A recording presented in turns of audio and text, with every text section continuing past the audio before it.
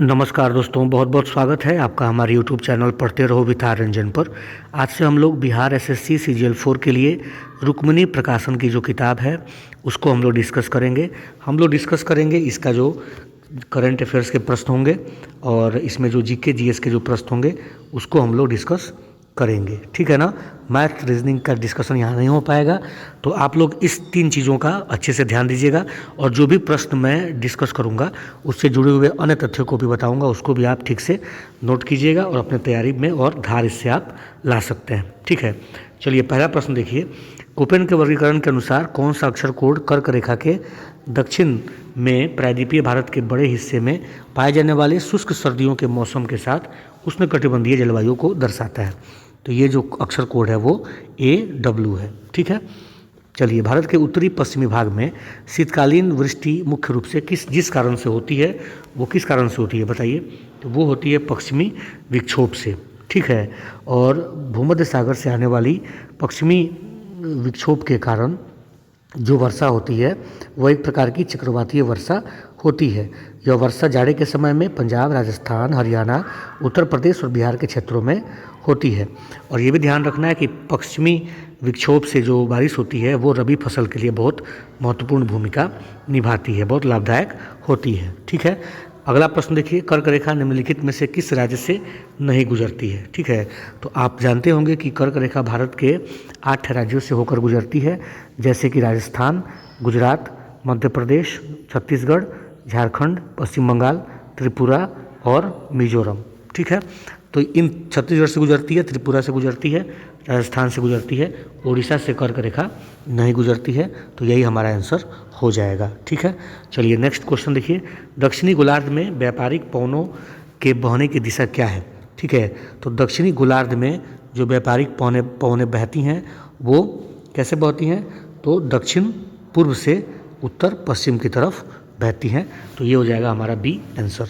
और उत्तरी गोलार्ध में अगर आपसे पूछा जाएगा तो उत्तरी गोलार्ध में ये जो व्यापारिक पवन की दिशा होती है वो उत्तर पूर्व से दक्षिण पश्चिम की तरफ होती है, ठीक है। चलिए अगला प्रश्न देखिए, बिहार के कितने प्रतिशत भूभाग पर अति सघन वन पाए जाते हैं। तो बिहार के लगभग 0.35% भूभाग पर अति सघन वन पाए जाते हैं, ठीक है। नेक्स्ट क्वेश्चन है कि हीराकुंड नदी परियोजना किस नदी पर स्थित है। तो हीराकुंड नदी परियोजना जो है महानदी पर स्थित है। किस राज्य में है, तो यह उड़ीसा राज्य में एक बहुउद्देशीय नदी घाटी परियोजना है, ठीक है।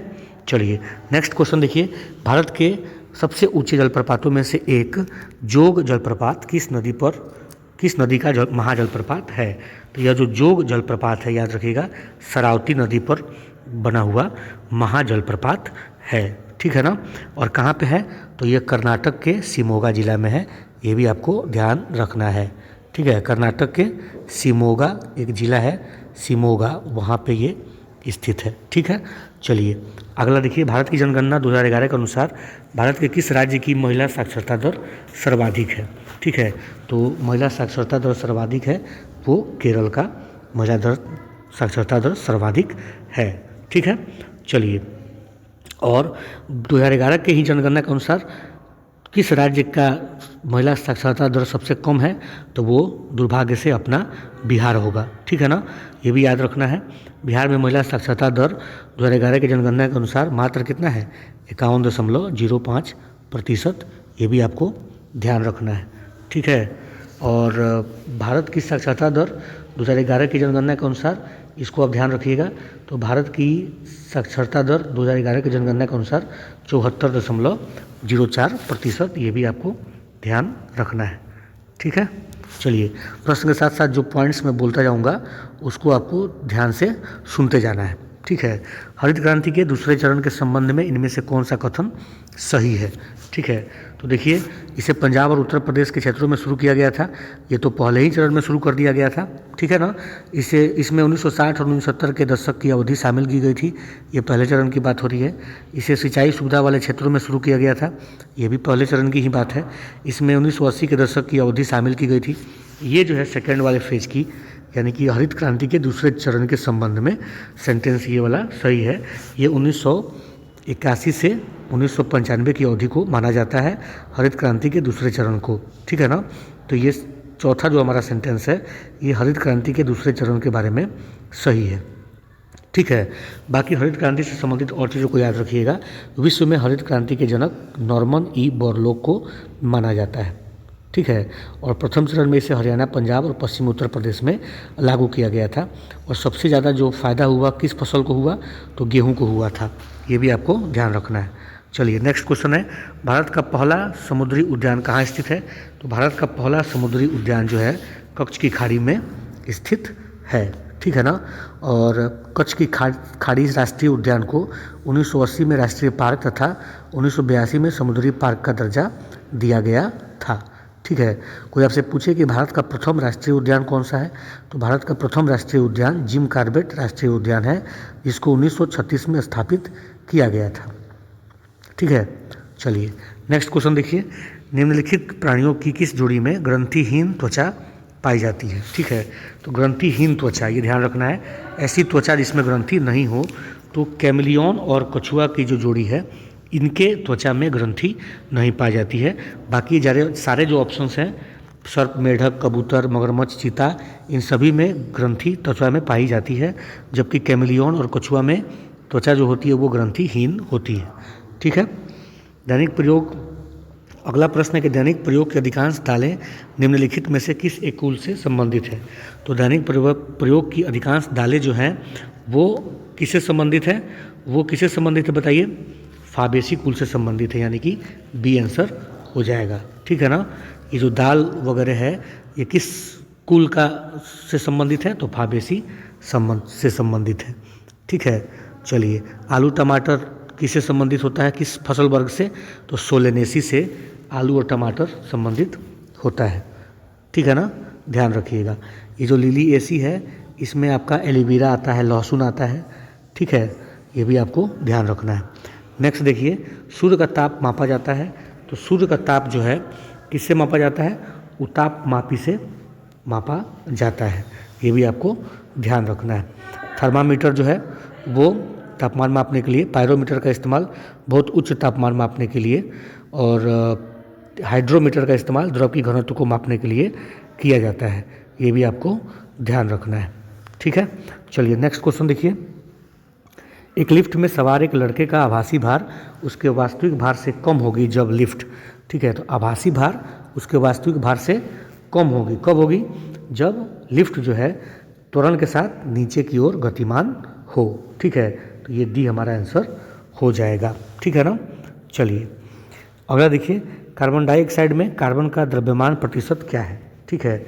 तो कार्बन डाइऑक्साइड में पहले आप देख लीजिए कि CO2 अगर आप लिखते हैं तो इसका जो द्रव्यमान हम लोग प्रतिशत निकालेंगे तो कितना कैसे हो जाएगा?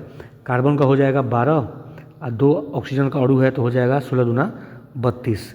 तो कितना हो गया ये टोटल? ये हो गया 44 ग्राम। ठीक। और कार्बन कितना है? तो 12।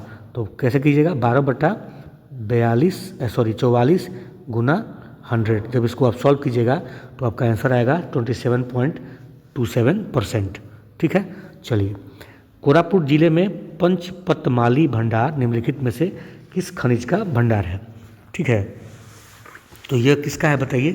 तो ये आपको ध्यान रखना है कि ये है बॉक्साइट का। ठीक है ना। किसका है? बॉक्साइट का ध्यान रखना है। उड़ीसा में है ये कोरापुट जिला। ठीक है। और ये आपको ध्यान रखना है बॉक्साइट का है, याद रखिएगा। कोरापुट जिले के पंचमतमाली भंडार किससे संबंधित है? बॉक्साइट से। ठीक है ना। उड़ीसा सबसे बड़ा उत्पादक राज्य है बॉक्साइट का। ठीक। और उड़ीसा में सबसे महत्वपूर्ण जो बॉक्साइट का डिपो है वो कोरापुट जिले में पंचपतमाली डिपो है। ठीक है।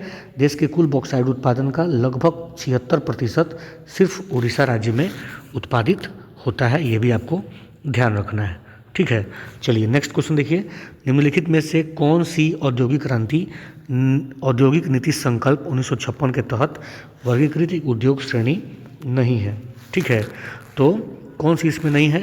निजी क्षेत्र के उद्योग ये था, राज्य के विशिष्ट स्वामित्व वाले उद्योग था, अग्रणी सार्वजनिक क्षेत्र वाले उद्योग और पूरक भूमिका निभाने वाले निजी क्षेत्र ये भी था, सहकारी क्षेत्र उद्योग जो था वो 1956 के तहत वर्गीकृत एक उद्योग श्रेणी नहीं है। ठीक है, क्या हुआ कि औद्योगिक नीति 1956 में उद्योगों को 3 सूचियों में वर्गीकृत किया गया। ठीक है, अनुसूची ए में ऐसे औद्योगिक क्षेत्र थे जिन पर केंद्र का संपूर्ण अधिकार था। ठीक है, और अनुसूची बी में ऐसे उद्योग को रखा गया जिसकी स्थापना निजी और सार्वजनिक दोनों क्षेत्रों के रूप में की जानी थी। और अनुसूची सी में ऐसे उद्योग थे जो अनुसूची ए और अनुसूची बी में शामिल नहीं थे। ठीक है ना, चलिए आगे बढ़ते हैं हम लोग। तो उसमें सहकारी क्षेत्र उद्योग का कोई ऐसा श्रेणी नहीं था। ठीक है, चलिए अगला देखिए, मध्य अक्षांश मरुस्थल BWK 35 डिग्री और डैश नॉर्थ और साउथ के बीच पाए जाते हैं, जो उपोष्ण कटिबंधीय उच्च वायुदाब वाले क्षेत्रों के ध्रुव की ओर है। ठीक है, तो मध्य अक्षांश मरुस्थल जो है वो 35 डिग्री से कितना 60 डिग्री नॉर्थ और 35 डिग्री से 60 डिग्री साउथ के मध्य पाया जाता है। ठीक है ना, ये ध्यान रखना है। और मध्य अक्षांश मरुस्थल जो है यहाँ आपको वर्षा की कमी के कारण इसका निर्माण होता है। ठीक, तो मरुस्थल से जुड़ा और चीज़ भी याद रखिएगा, विश्व का सबसे बड़ा जो मरुस्थल है वो सहारा मरुस्थल है। ठीक है, एशिया का सबसे बड़ा मरुस्थल है वो गोबी मरुस्थल है। ठीक, हमारे भारत और बगल के पड़ोसी पाकिस्तान के साथ हम लोग थार मरुस्थल शेयर करते हैं, ये भी आपको ध्यान रखना है। नेक्स्ट क्वेश्चन देखिए, निम्नलिखित में से कौन अरब सागर में स्थित द्वीप समूह है। ठीक है, तो अरब सागर में जो द्वीप समूह है वो कौन सा है, लक्षद्वीप है। ठीक है ना, लक्षद्वीप, और लक्षद्वीप की राजधानी कहाँ है, कावारती है, ये भी आपको ध्यान रखना है। ठीक, चलिए आगे देखिए, भारतीय संविधान के निम्नलिखित में से कौन सी राज्य के नीति निर्देशक सिद्धांतों की एक विशेषता है। देखिए, नीति निर्देशक सिद्धांत जो है इसकी विशेषता ये है कि इसको लागू नहीं करवाया जा सकता है। ठीक है ना, और नीति निर्देशक तत्वों की प्रकृति अनुच्छेद 37 से स्पष्ट होती है, और इसमें स्पष्ट लिखा हुआ है कि नीति निर्देशक तत्वों का उपबंध न्यायालयों द्वारा लागू नहीं है। ठीक है, नीति निर्देशक तत्व देश के शासन में मूलभूत है।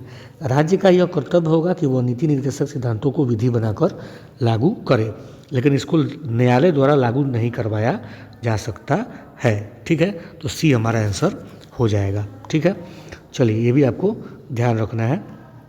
आगे बढ़िए, भारतीय संविधान में उल्लेखित निम्नलिखित में से कौन सा कथन धर्म की स्वतंत्रता के अधिकार के संबंध में असत्य है। ठीक है, असत्य बताना है। तो यह धार्मिक मामलों के प्रबंधन की स्वतंत्रता का प्रदान करता है, बिल्कुल ठीक है। इसमें उल्लेख है कि राज्य का अपना धर्म होता है, नहीं, यही तो असत्य हो गया ना। उल्लेख कहीं नहीं है कि राज्य का अपना धर्म होता है। ठीक है ना, ये आपको ध्यान रखना है कि राज्य का अपना कोई धर्म नहीं है। धार्मिक स्वतंत्रता के अधिकार अनुच्छेद 25 में है, जिसके अंतर्गत प्रत्येक व्यक्ति को अपने धर्म का अंतःकरण से पालन करने का अधिकार है। ठीक है, लेकिन यह कहीं चर्चा नहीं है कि भारतीय राज्य की बागडोर न तो किसी एक धार्मिक समूह के हाथों में होगी और ना ही राज्य किसी एक धर्म के को समर्थन देता है। तो हमारा बी ही असत्य कथन हो जाएगा।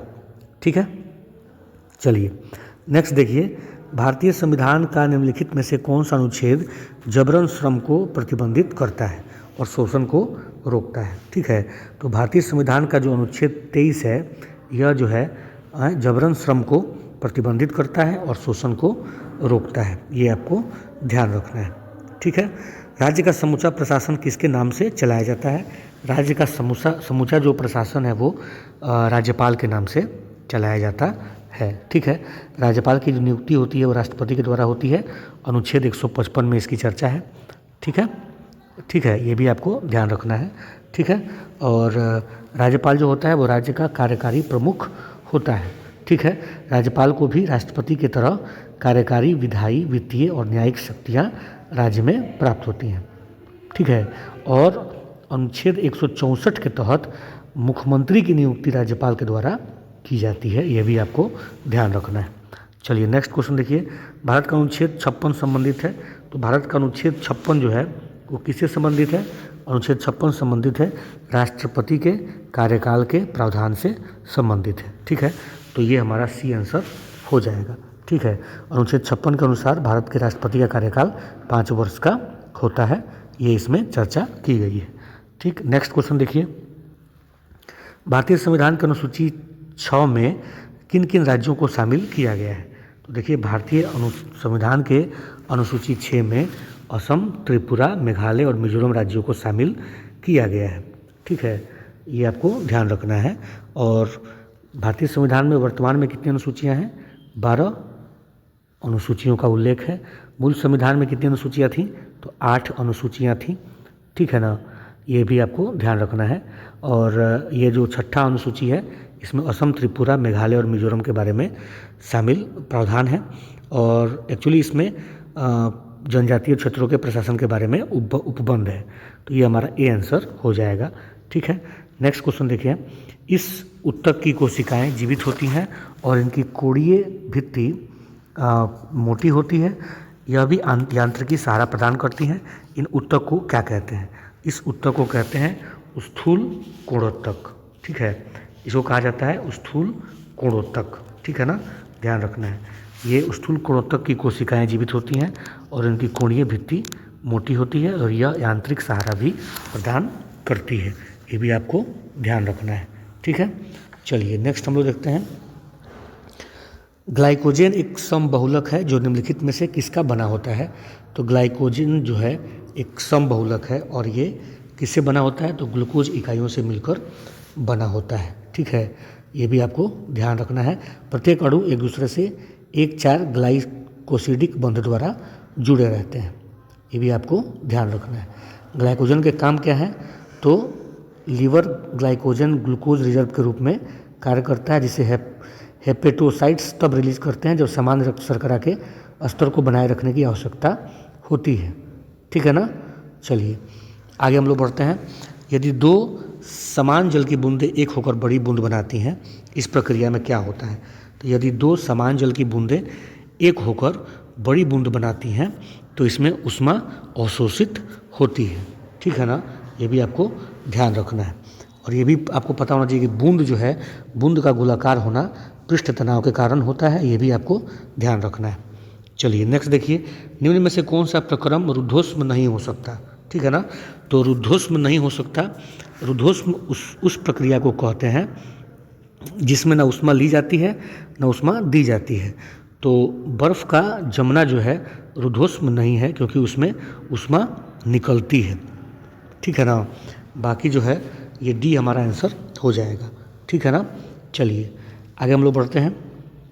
रदरफोर्ड के अल्फा कण प्रकीर्णन प्रयोग से निम्नलिखित में से कौन सा निष्कर्ष नहीं निकाला जा सका? ठीक है, देखिए रदरफोर्ड के अल्फा कण प्रकीर्णन प्रयोग से जो निष्कर्ष नहीं निकाला जा सका वो निष्कर्ष क्या था?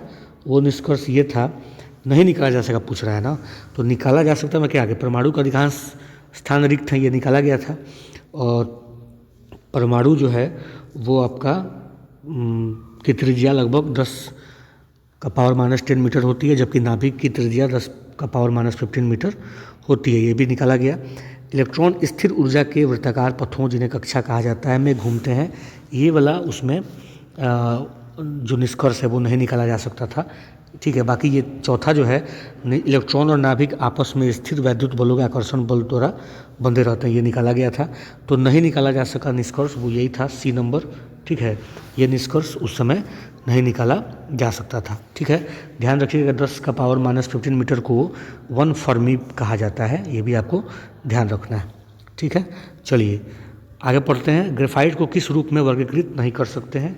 तो ग्रेफाइट को हम लोग एक आयनिक ठोस के रूप में वर्गीकृत नहीं कर सकते हैं। ठीक है, ग्रेफाइट एक सुचालक, सहसंयोजी तथा जालक ठोस है। इसे आयनिक ठोस के रूप में हम लोग वर्गीकृत नहीं कर सकते हैं। ठीक है, ग्रेफाइट के गुण के बारे में अगर हम लोग बात करें तो ये एक मुलायम ठोस है, धूसर रंग का होता है और इसकी जो इलेक्ट्रिकल कंडक्टिविटी है यानी कि विद्युत की जो चालकता है बहुत अच्छी होती है और ऊष्मा का भी बहुत अच्छा सुचालक होता है। ये भी हमको ध्यान रखना है। ठीक है, चलिए नेक्स्ट क्वेश्चन है। नेक्स्ट क्वेश्चन है कि कलकत्ता विश्वविद्यालय की पहली महिला स्नातक कौन थी? तो कलकत्ता विश्वविद्यालय की जो पहली महिला स्नातक थी वो कादम्बनी गांगुली थी, आपको याद होगा। ठीक है, 1882 में इन्होंने स्नातक किया था और ये पहली महिला फिजिशियन भी थी। ठीक है, और कादम्बनी गांगुली कांग्रेस के 1890 के कलकत्ता अधिवेशन में भाग लेकर और भाषण देने वाली पहली महिला भी बनी थी। ठीक है, चलिए आगे हम लोग बढ़ते हैं। निम्नलिखित में से किस अनुच्छेद में दोहरे दंड के बारे में बताया गया है? इसके अनुसार किसी भी व्यक्ति पर एक ही अपराध के लिए एक से अधिक बार मुकदमा न चलाया जाए और न उसे दंडित किया जाए। ठीक है, तो देखिए संविधान में जो अनुच्छेद 20(2) है, ठीक है, सी हमारा आंसर हो जाएगा। ये अनुच्छेद 20(2) जो है ये दोहरे दंड के बारे में इसमें बताया गया है और इसके अनुसार किसी भी व्यक्ति पर एक ही अपराध के लिए एक से अधिक बार मुकदमा नहीं चलाया जा सकता है। ठीक है, ये अनुच्छेद 20(2) जो है ना, मूल अधिकार में स्वतंत्रता के अधिकार के अंतर्गत रखा गया है। ठीक है, ये भी आपको ध्यान रखना है। ठीक है, चलिए नेक्स्ट हम लोग देखते हैं। राजा राम मोहन राय की पुस्तक गिफ्ट टू मोनोथिस्ट्स मूल रूप से किस भाषा में लिखी गई थी? ठीक है, तो राजा राम मोहन राय की जो पुस्तक थी गिफ्ट टू मोनोथिस्ट्स मूल रूप से लिखी गई थी फारसी भाषा में। ठीक है ना, फारसी भाषा में लिखी गई थी। राजा राम मोहन राय के बारे में बहुत सारे पॉइंट्स हैं जो आपको याद रखने चाहिए। ठीक है, ये राजा राम मोहन राय ने बाद में एक और किताब इन्होंने लिखी थी, उसका नाम था प्रिसेप्ट्स ऑफ जीसस। ये भी आपको ध्यान रखना है। और एक पत्रिका का प्रकाशन इन्होंने किया था संवाद कौमुदी। ठीक है, बांग्ला भाषा में, ये भी आपको ध्यान रखना है। और सती प्रथा के विरोध में इन्होंने बहुत अच्छी भूमिका निभाई थी, ये भी आपको ध्यान रखना है। और फिर एक और बाद में इन्होंने अखबार का प्रकाशन किया, विराट उल अखबार, जो फारसी भाषा में था। ठीक है, और राजा राम मोहन राय ने ही कलकत्ता में आत्मीय सभा की स्थापना की थी और इन्होंने मूर्ति पूजा, जाति प्रथा और अर्थहीन रीति रिवाजों और अन्य सामाजिक बुराइयों का बहुत इन्होंने विरोध किया था। ठीक है, चलिए नेक्स्ट हम लोग देखते हैं। अखिल भारतीय कांग्रेस कमेटी के किस अधिवेशन में भारत छोड़ो प्रस्ताव स्वीकार किया गया था? तो अखिल भारतीय कांग्रेस कमेटी के बम्बई अधिवेशन में भारत छोड़ो प्रस्ताव स्वीकार किया गया था। ठीक है ना, 7 अगस्त 1942 को बम्बई के ऐतिहासिक ग्वालियर टैंक में अखिल भारतीय कांग्रेस कमेटी की वार्षिक बैठक हुई, जिसमें वर्धा प्रस्ताव की पुष्टि की गई। ठीक है ना, कुछ संशोधन के बाद 8 अगस्त 1942 को प्रस्ताव स्वीकार कर लिया गया और भारत छोड़ो आंदोलन प्रारंभ करने की घोषणा की गई। ये भी आपको ध्यान रखना है। ठीक है, चलिए विधवा पुनर्विवाह संघ के संस्थापक के रूप में किसे जाना जाता है? विधवा पुनर्विवाह संघ का जो स्थापना हुआ था उसको किया था किसने? महादेव गोविंद रनाडे ने। ध्यान रखना है आपको। ठीक है, चलिए उसके बाद देखिए ईश्वर चंद्र विद्यासागर का बहुत ज़बरदस्त भूमिका था हिंदू विधवा पुनर्विवाह अधिनियम पारित कराने में। ठीक है, लेकिन यहाँ जो क्वेश्चन पूछ रहा है वो क्वेश्चन पूछ रहा है कि विधवा पुनर्विवाह संघ की स्थापना किसने की थी? तो महादेव गोविंद रनाडे, आप याद रखिएगा। दिल्ली में हुमायूं ने निम्नलिखित में से किस शहर का निर्माण करवाया था? तो दिल्ली में हुमायूं ने जो शहर का निर्माण करवाया था उसका नाम था दीन पनाह। ठीक है ना, दीन पनाह। ठीक है, और ये दूसरा मुगल सम्राट था। इसने 1530 में सत्ता संभाली थी और यमुना नदी के तट पर 1533 में इसने एक नए शहर दीन पनाह की स्थापना की थी। ठीक है, इसकी मृत्यु हो गई दीन पनाह के शेर मंडल पुस्तकालय की सीढ़ियों से गिरने के कारण जनवरी 1556 में हुमायूं की मृत्यु हो गई थी। ये भी आपको ध्यान रखना है। ठीक है, नेक्स्ट क्वेश्चन है गौतम बुद्ध के संबंध में निम्नलिखित में से कौन सा कथन सही है? ठीक है ना, ये हमको बताना है। बौद्ध धर्म के संस्थापक सिद्धार्थ, जिन्हें गौतम के नाम से भी जाना जाता है, का जन्म लगभग 2500 वर्ष पहले हुआ था। बिल्कुल ठीक है। गौतम बुद्ध एक छोटे गण से संबंधित है जिसे शाक्य गण के नाम से जाना जाता था। तो पूछ रहा कौन सा कथन सही है? तो दोनों कथन ए और दोनों सही है। ठीक है, ये भी आपको ध्यान रखना है। गौतम बुद्ध को लाइट ऑफ एशिया के नाम से हम लोग जानते हैं। 16 वर्ष की अवस्था में इनकी शादी हो गई थी यशोधरा के साथ और इनके पुत्र का नाम राहुल था। ये भी आप याद रखिएगा। ठीक है, सांसारिक समस्याओं से व्यथित होकर सिद्धार्थ ने 29 वर्ष की अवस्था में गृह त्याग कर दिया और गृह त्याग करने की यह जो घटना है इसको बौद्ध धर्म में महाभिनिष्क्रमण कहा जाता है। और भी क्या पॉइंट याद रख सकते हैं गौतम बुद्ध से? गौतम बुद्ध के प्रथम गुरु अलार कलाम थे। ठीक है, पहला उपदेश गौतम बुद्ध ने अपना सारनाथ में दिया था और पहला उपदेश देने की जो घटना है इसको बौद्ध ग्रंथों में धर्मचक्र परिवर्तन के नाम से जानते हैं। ठीक है, चलिए गांधी इरविन समझौते पर किस वर्ष हस्ताक्षर हुए? तो गांधी इरविन समझौते पर हस्ताक्षर हुआ था 1931 में। ठीक है ना, ये भी आपको ध्यान रखना है। और यह एक राजनीतिक समझौता था। 5 मार्च 1931 को लंदन में दूसरे गोलमेज सम्मेलन से पहले महात्मा गांधी और भारत के वायसराय लॉर्ड इरविन द्वारा हस्ताक्षर इस पर किए गए थे। गांधी इरविन समझौता को दिल्ली समझौता के नाम से भी जाना जाता था। इस समझौते के द्वारा गांधी जी ब्रिटिश शासन के खिलाफ भारत में सविनय अवज्ञा आंदोलन को स्थगन करने और दूसरे गोलमेज सम्मेलन में शामिल होने के लिए सहमत हुए थे। ठीक है, चलिए नेक्स्ट देखिए। एझावा जाति से आने वाले समाज सुधारक नारायण गुरु, जिन्होंने जाति विरोधी आंदोलन का प्रचार प्रसार किया, का जन्म भारत के निम्नलिखित में से किस राज्य में हुआ था? तो ये जो नारायण गुरु थे, इनका जो जन्म हुआ था वो हुआ था कहाँ पे? वो हुआ था केरल में। ठीक है, नारायण गुरु एझावा जाति से संबंधित है, ये भी आपको ध्यान रखना है। ठीक है, और ये कहते थे कि एक जाति एक धर्म एक ईश्वर। ठीक है, ये इनका नारा था, एक जाति एक धर्म एक ईश्वर। ठीक है ना। चलिए नेक्स्ट क्वेश्चन देखिए। उच्च शिक्षा के लिए भारत की आधिकारिक भाषा के रूप में अंग्रेजी को डैश द्वारा संकल्प निर्माण में शामिल किया गया था। तो ये जो काम है वो किया था लॉर्ड मैकाले ने। ठीक है ना, ध्यान रखिए ना। फरवरी 1835 में लॉर्ड मैकाले ने अपना विवरण पत्र प्रस्तुत किया तथा इसके माध्यम से भारत की शिक्षा व्यवस्था को एक नई दिशा इसने दिया था।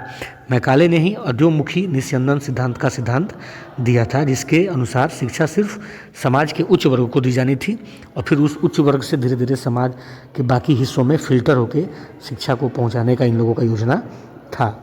ठीक है, मैकाले भारत में अंग्रेजी शिक्षा के माध्यम से ऐसा वर्ग तैयार करना चाहता था जो रंग रूप से भले ही भारतीय हो परंतु विचार, नैतिक मापदंड और प्रवृत्ति से अंग्रेज हो। ठीक है ना, ये भी आपको ध्यान रखना है। चलिए 1835 याद रखिएगा। सेबों को सामान्यतः मोम लगे कागज में लपेट कर रखा जाता है। क्यों? इसलिए रखा जाता है ताकि ऑक्सीजन के प्रवेश को रोक दिया जाए और वायवीय श्वसन के होने को वहाँ पे कंट्रोल कर लिया जाए, जिससे कि सेब हमारा खराब नहीं होगा। ठीक है ना, ये भी याद रखिएगा कि सेब जो होता है एक प्रकार का कैसा फल होता है? सेब जो होता है वो झूठा फल है। ठीक है ना, और स्ट्रॉबेरी भी झूठे फल में ही आता है। सेब का रंग लाल क्यों होता है? क्योंकि इसमें एंथोसायनिन नामक पिगमेंट मौजूद होता है।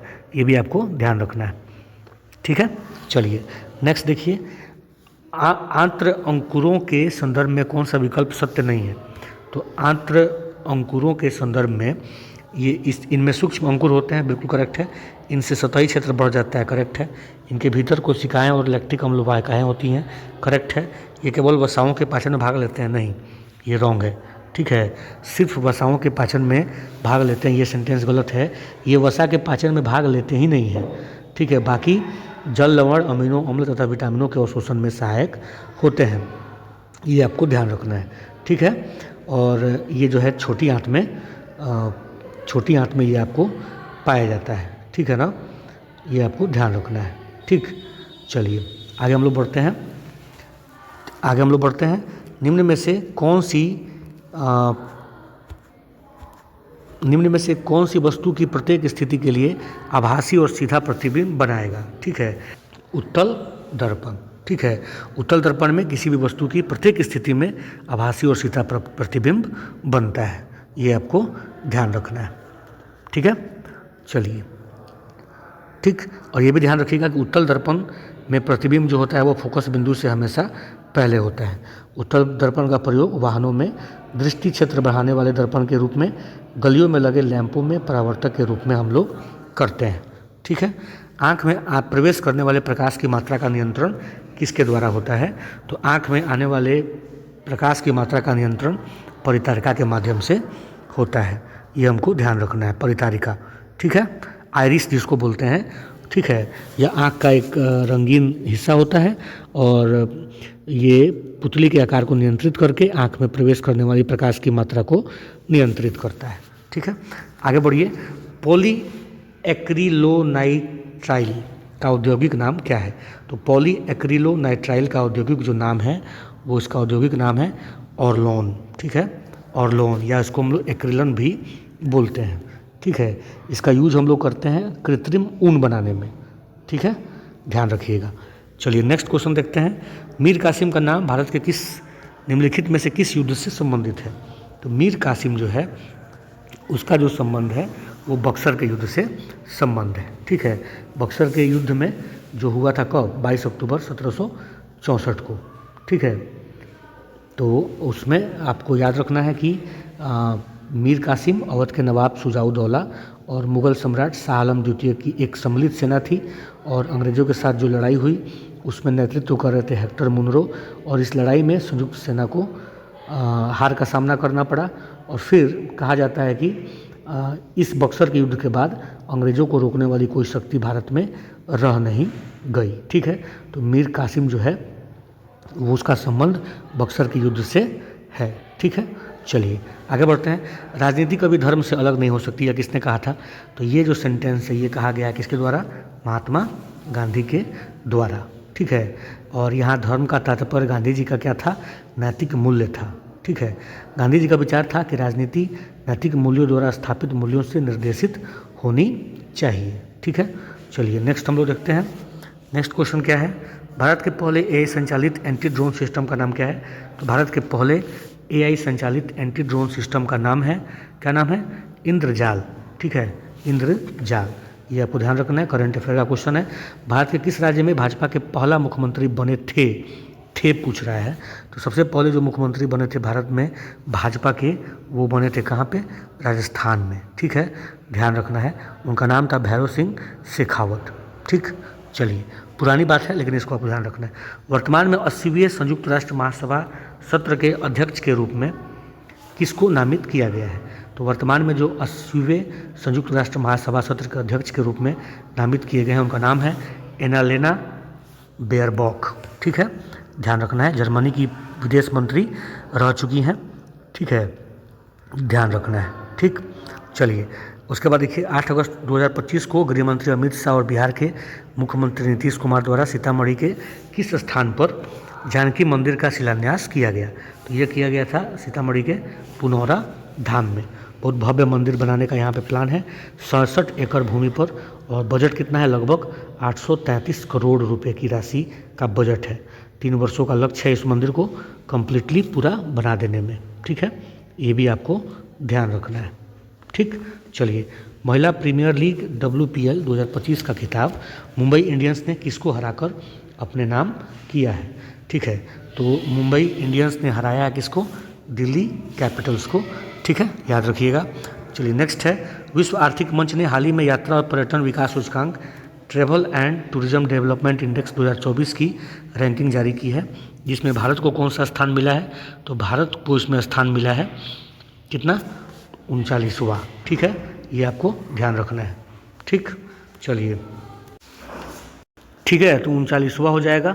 चलिए, किसी एशियाई चैंपियनशिप में स्वर्ण पदक जीतने वाली पहली भारतीय जिम्नास्ट दीपा कर्माकर किस राज्य से हैं? तो दीपा कर्माकर जो हैं वो कहाँ से हैं? तो दीपा कर्माकर जो हैं वो त्रिपुरा राज्य से है। ध्यान रखिएगा, दीपा कर्माकर किसी एशियाई चैंपियनशिप में स्वर्ण पदक जीतने वाली पहली भारतीय बनी है। ठीक है, उज्बेकिस्तान में हुआ था। ठीक है ना, ताशकंद में हुआ था, उज्बेकिस्तान में। ध्यान रखना है आप लोगों को। चलिए नेक्स्ट देखिए। नेक्स्ट है, सांस लेने की सामान्य प्रक्रिया के संदर्भ में सही कथन चुनना है। ठीक है, तो